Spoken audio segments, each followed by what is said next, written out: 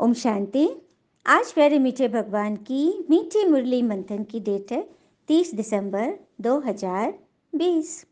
तो चलिए मीठे मीठे बच्चे अपने प्यारे मीठे मुरलीधर शिव बाबा से वाणी सुनते हैं कि बाबा ने आज हमें क्या समझाने दी है।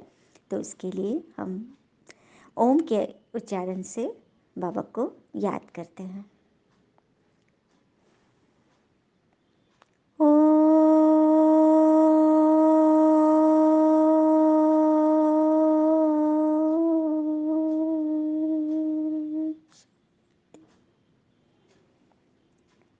मीठे बाबा ने कहा, मीठे बच्चे, सत्य बाप द्वारा संगम पर तुम्हें सत्य का वरदान मिलता है, इसीलिए तुम कभी भी झूठ नहीं बोल सकते हो। भगवान कह रहे हैं ईश्वर सत्य है, ये हमने तो माना ही है ना, तभी तो सत्यम शिवम सुंदरम का गायन है परमात्मा शिव के लिए। तो वो शिव हमसे मिलने इस संगम पर आए हैं, जो हमें सत्य बात बता रहे हैं, सत्य के वरदानी बना रहे हैं। इसीलिए हमें कभी भी किसी भी परिस्थिति में झूठ नहीं बोलना है। झूठ बोलने से क्या होता था, वो गडेरिया की कहानी थी ना। हाँ, वो जब भी पहाड़ी पर जाता था तो ऊपर से चिल्लाता था शेर आया शेर आया। अब गांव वाले पहुंचते थे तो फिर वो बोलता था अरे मैं तो ऐसे चका रहा था आप लोग को। एक बार पता ही है सबको क्या हुआ, एक बार सच में शेर आ गया। तो क्या कोई पहुंचा था गांव वाला? नहीं ना। तो इसीलिए झूठ के पाँव नहीं होते। वो कुछ क्षण के लिए भले हमें बचा सकता है, हाँ, या मज़ा दिलाता है, लेकिन उसका परिणाम तो बहुत ही भयंकर होता है। क्योंकि एक झूठ छिपाने के लिए 100 झूठ बोलने पड़ते हैं, तो कितना हिसाब पर चढ़ गया। तो इससे हमें और डरना नहीं है। कई आत्मा डर से भी झूठ बोलते हैं, बिल्कुल नहीं डरना। आप सत्य की राह पर हो, आपके टीचर कौन है? सच्चा सच्चा सतगुरु, गुरुओं का गुरु। तो कभी भी हमें गलत बात नहीं बोलनी है। प्रश्न है, निर्विकारी बनने के लिए आप बच्चों को कौन सी मेहनत करनी है? निर्विकारी, भगवान हमें निर्विकारी बना रहे हैं, विकार रहित, विकार से दूर। तो कौन सी मेहनत करनी है? उत्तर, आत्म अभिमानी बनने की मेहनत जरूर करनी है। विकृति के बीच आत्मा को देखने का अभ्यास करो। चलिए हम सभी अपनी आत्मा को देखते हैं। जिस भी अवस्था में हम बैठे हैं, 3 लॉक सिस्टम को अपनाइए। सबसे पहले जो ज़मीन पर बैठे हैं तो वो अपने पाँव को स्थिर रखें, मतलब पाँव को लॉक कर ले। जो चेयर पे बैठे, जिस अवस्था में बैठे हैं वहाँ पर हमने कहा मेरा पाँव अब लॉक हो गया। तो लॉक अर्थात बिल्कुल हिलना डुलना बंद, एकदम स्टैचू मोड में। उसके बाद हमने अपने हाथों को लॉकडाउन किया, कंप्लीटली लॉकडाउन। दोनों हाथ हमारे स्थिर हो गए। उसके बाद चेहरे को, सर को, आँखों को लॉकडाउन।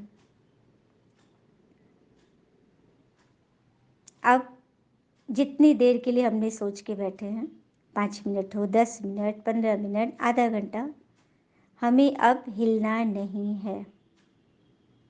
स्टैचू की अवस्था में हमें बैठना है, क्योंकि हम कंसंट्रेशन से परमात्मा को याद कर रहे हैं। हिलेंगे तो हमारी एकाग्रता भंग होगी और जो कनेक्शन जुड़ने वाला था वहाँ से लाइन कट हो जाएगी एकदम। हम लोग पहले पहले मन को स्थिर करते थे, शरीर को साधने के लिए, बैठाने के लिए, लेकिन अभी मन तो हमारा स्थिर हो ही गया है। ज्ञान श्रीमत इतने दिन से सुन रहे हैं तो स्थिर हो रहा है ना मन। तो अब शरीर को स्थिर करेंगे मन को एकाग्र करने के लिए, क्योंकि ये दोनों चीज़, मन व शरीर, दोनों ही ध्यान के लिए अति आवश्यक है। क्योंकि परमात्मा निराकार, उनकी किरणें शक्तियों के रूप में मुझ आत्मा पर तभी पड़ेगी जब हम शरीर व मन बुद्धि से कंसंट्रेटेड रहेंगे, एकाग्र रहेंगे। तो मैं आत्मा विकृति सिंहासन पर विराजमान हूँ। देखें अपने आप को विकृति तख्त पर, जहाँ पर माताएं बिंदी लगाती हैं और भाई लोग कोई भी शुभ कार्य होता है तो तिलक लगाते हैं ना हम लोग, तो वहाँ पर हमारी आत्मा बैठी है। पॉइंट ऑफ लाइट, चमकता हुआ दिव्य सितारा, मैं आत्मा बाबा की याद से शक्तियों से भरपूर होती जा रही। मेरा प्रकाश सेकंड टू सेकंड बढ़ता जा रहा है और वो मेरे पूरे शरीर में फैलते जा रहा है।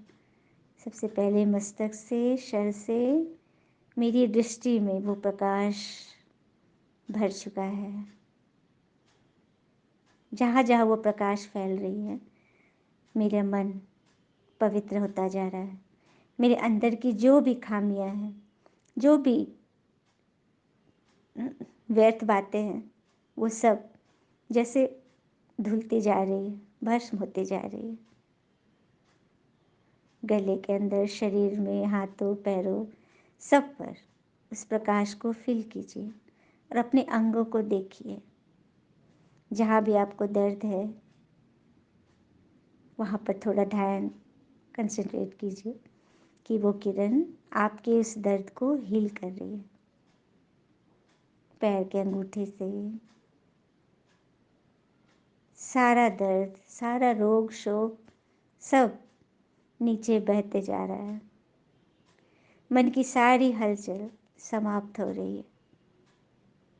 मैं संपूर्ण लॉकडाउन की अवस्था में परमात्मा को लॉकअप में बंद कर रही हूँ, उनकी किरणों को अपनी एकाग्रता से।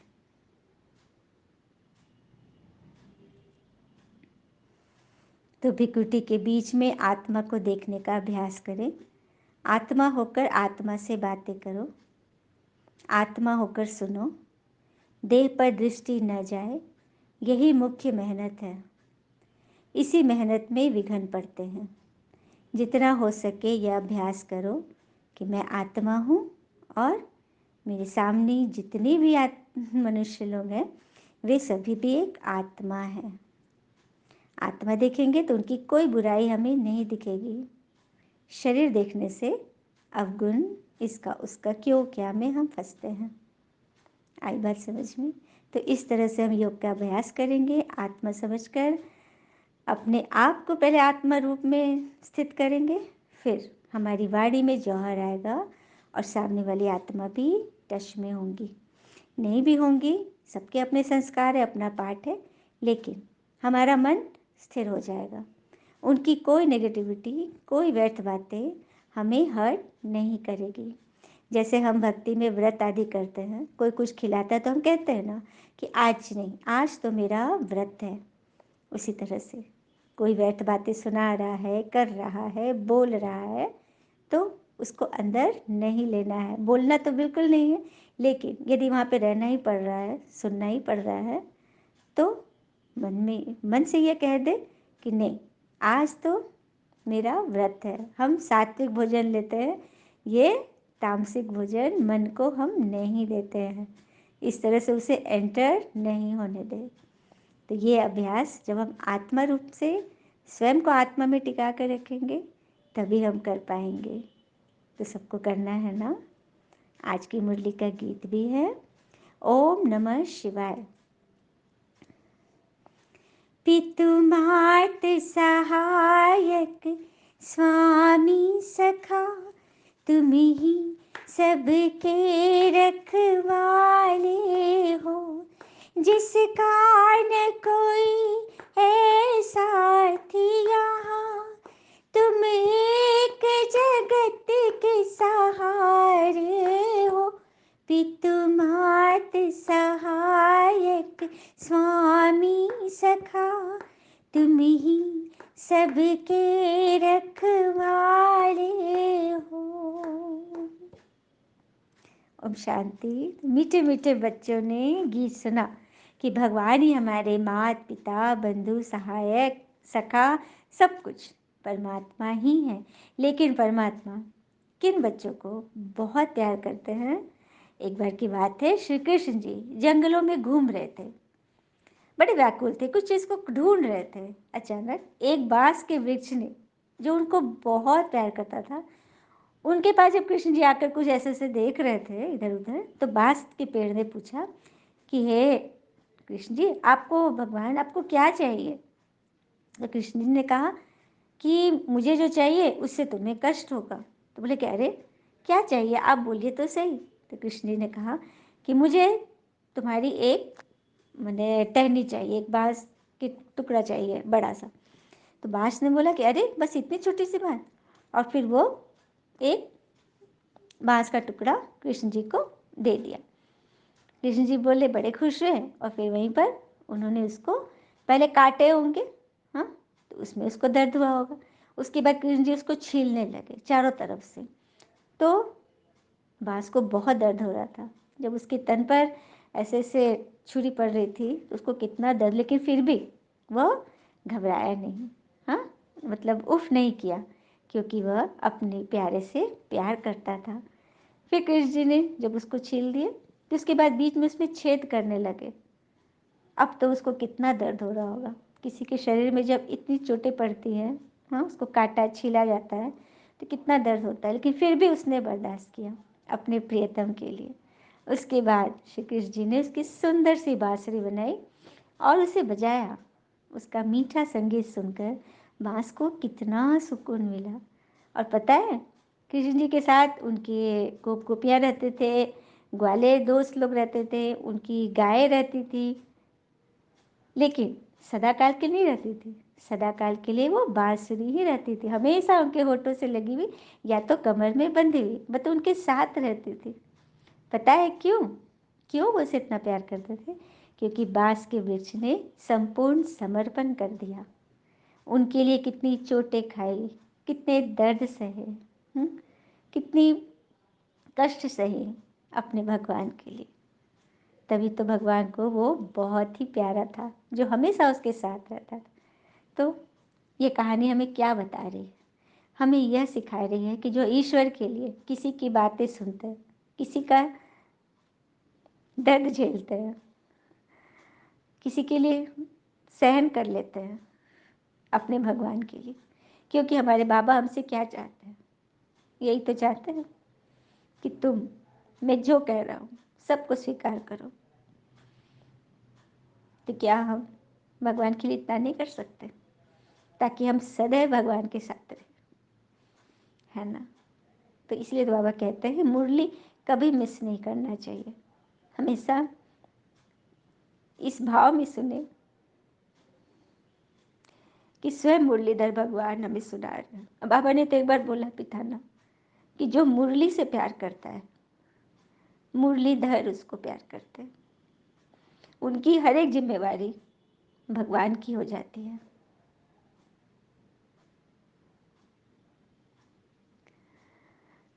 शुक्रिया बाबा। अच्छा, मीठे मीठे बच्चों प्रति भगवान की नमस्ते। हम बच्चों की भी प्यारे शिव पिता को नमस्ते। और बाबा दिल से सभी आत्माओं की तरफ से आपको वेरी वेरी गुड मॉर्निंग। भगवान से जब योग लगता है ना, तो आंखों से उनकी महिमा में पानी आने लगता है। इसका अर्थ है कि आप संपूर्ण योग की अवस्था में हो। आपका कनेक्शन ऊपर ईश्वर के साथ जुड़ चुका है। और इस भान में यदि वो आत्मा अपना संदेश औरों तक पहुंचा रही है, और जिन जिन आत्माओं को ये टच कर रहा है, उन सब के साथ ईश्वर ये तार जुड़ चुका होता है, क्योंकि करंट फ्लोज करती है ना? जैसे हम लोग पूजा पर्व में, हाँ, किसी को अर्घ देना होता है तो कैसे एक लोटे किसी के हाथ में, बाकी सब उसको ऐसे टच कर देते हैं, उसके हाथ को ही टच करते हैं। इस भान से हम करते हैं ना कि हमारा भी वहाँ पे स्वीकारा जा रहा है। तो उसी तरह से किसी एक के द्वारा भी सबसे ईश्वरीय करंट फ्लो करेगी। धारणा में बाबा ने बोला, किसी भी बात में संशय बुद्धि बन पढ़ाई नहीं छोड़नी है। पहले तो पावन बनने के लिए एक पिता को याद करना है, दूसरी बातों में नहीं जाना है। किसी भी बात में संशय बुद्धि नहीं बनना है, क्योंकि संशय बुद्धि संशय करके हम अपना पत्ता पहले ही काट देते हैं। अब किसी ने एग्ज़ाम दिया, रिजल्ट आने वाला है, लेकिन पहले ही उसको डर है, मेरा थोड़ी ना होगा, मैं थोड़ी ना इतना भाग्यशाली हूँ। देखना टीचर लोग कैसे जांचेंगे, एकदम जनरल मार्किंग कर देंगे। मतलब पहले ही उल्टा सुल्टा सोचकर, व्यर्थ सोचकर अपना पत्ता पहले ही काट देते हैं। अरे जो होना है परिणाम वो तो होगा ही, हम सोच सोच के उसको क्यों उल्टा करें, क्यों अपने मन को क्यों फंसा लें। और फिर भी यदि अच्छा नहीं आया है तो हम फिर से मेहनत करेंगे। हाँ, अब्राहम लिंकन 23 बार चुनाव हारे थे, लेकिन फिर 24वां बार उन्होंने जीता था। हिम्मत नहीं हारे। ऐसे ऐसे अनुभव से तो कितने महापुरुषों की पूरी कहानियां, एकदम इतिहास छपी हुई है। तो पहले तो पावन बनने के लिए एक पिता को याद करना है, दूसरी बातों में नहीं जाना है, क्योंकि हम द्वापर से दूसरी बातों में ही जाते रहे। सही बात सत्य बातों में पता ही नहीं था। तो अब जब हमें सत्य मिल रहा है तो उसे अच्छी रीति फॉलो करना है ना। दूसरी पॉइंट, शरीर पर नजर जाने से विघ्न आते हैं, इसीलिए भ्रिकुटी में देखना है।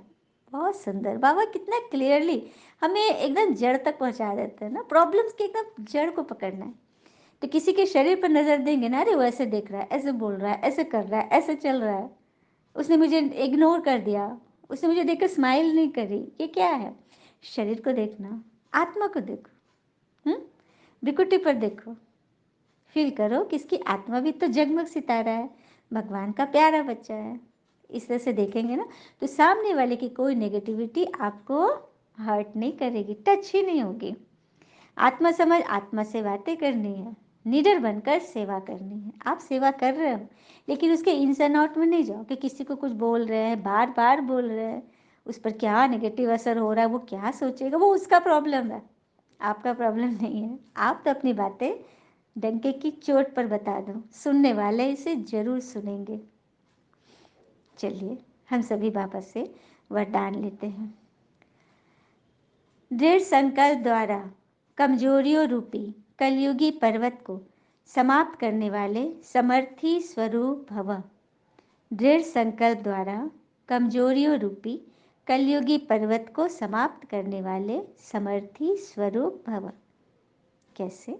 दिल शिकस्त होना, किसी भी संस्कार व परिस्थिति के वशीभूत होना, व्यक्ति व वैभवों की तरफ आकर्षित होना, इन सब कमजोरियों रूपी कलयुगी पर्वत को दृढ़ संकल्प की उंगली देकर सदा काल के लिए समाप्त करो, अर्थात विजयी बनो। दिल शिकस्त होना अर्थात हार मान लेना कि हम तो फेलवर हैं। किसी भी संस्कार व परिस्थिति के वशीभूत होना, अपने आप को एकदम डाउन मानना, अपने आप को हीन भावना से ग्रसित होना। हाँ, किसी के क्वेश्चन में पड़ जाना, वो ऐसा क्यों है, ऐसा क्यों नहीं। व्यक्ति व वैभवों की तरफ आकर्षित होना, कोई व्यक्ति बहुत अच्छा लग रहा है या बहुत बुरा लग रहा है, किसी का वैभव, किसी की सुख सुविधा, किसी की चीज़ें देखकर हम भटक रहे हैं। अब जब हम किसी के घर जाते हैं, उसके यहाँ घर में बहुत अच्छी अच्छी चीज़ें हैं, तो जब हम वहाँ से निकलना होता है तो क्या उन चीज़ों को हम रख लेते हैं क्या? उनके प्रति कोई आकर्षण होता है? बिल्कुल नहीं। पता है ये दूसरे की चीज़ है, दूसरे का घर है। उसी तरह से इस दुनिया में जब हम आए, हाँ, तो ये तो एक रंगमंच है। रंगमंच पे पता है कितनी सुंदर सुंदर सीन सिनेरा होती है। तो स्टेज पर जो परफॉर्म करता है वो जब घर जाता है थोड़ी ना चीज़ें उठा कर ले जाता है, ये थोड़ी समझता है कि ये मेरा अपना है। पता है ये तो स्टेज का है और ये तो डायरेक्टर का है चीज़। तो बस इस दुनिया में भी, इस घर में भी जो भी हमें सामान मिला है, जो व्यक्ति मिले, वो सब किसके हैं? परमात्मा के। बाबा ने हमें दिया है सेवा अर्थ, यूज़ करें, सदुपयोग करें और फिर चलते बने। तो इस भान से जब रहेंगे ना तो कभी भी किसी भी चीज़ में हमारा मन नहीं फंसेगा, क्योंकि हमें पता है कि ये सब चीज़ हमें इस नाटक में मिला है रोल प्ले करने के लिए। ये सब हमारे सहयोगी हैं, हमें हीरो बनने में हमारी मदद कर रहे हैं। तो इस भान से जब हम देखेंगे ना तो अपनी सब कमजोरियाँ कि जो कलयुगी पर्वत है ना, उसे हम अपने दृढ़ संकल्प की एक काली उंगली से ही उसे उठा लेंगे, मतलब सदा काल के लिए उसे समाप्त करके विजयी बन जाएंगे। और विजय हमारे गले का हार बनेगा। यही स्नेह का रिटर्न है। किसके स्नेह? कल भी था ना स्लोगन, वरदान, स्नेही स्वरूप बनो। जिससे हम स्नेह करते हैं ना, उनके जैसा बनना चाहते हैं, ताकि वो हमेशा हमें प्यार करे, हमारे साथ रहे, हमसे बातें करे, है ना। तो बस ईश्वर स्नेह के पराकाष्ठा है, उनके साथ जुड़ना है तो उनके जैसा बने और उनके स्नेह का रिटर्न दे। फॉलो फादर कर सर्व गुणों के स्तंभ बनना है, पिलर बनना है हमें गुणों का। स्लोगन साधन सेवाओं के लिए है, आराम पसंद बनने के लिए नहीं। ये जो भी साधन है दुनिया में, जो भी चीज़ें हमें उपयोग करने के लिए मिली है, वो सेवा प्रति है, आराम पसंद नहीं कि हम बस आराम ही करते रहें, काम को बाय बाय कर दे, कर्तव्य को, सेवा को। अच्छा, ओम शांति। शुक्र है मीठे बाबा, वो बाबा के प्यारे प्यारे बच्चे। थैंक यू मीठे बाबा।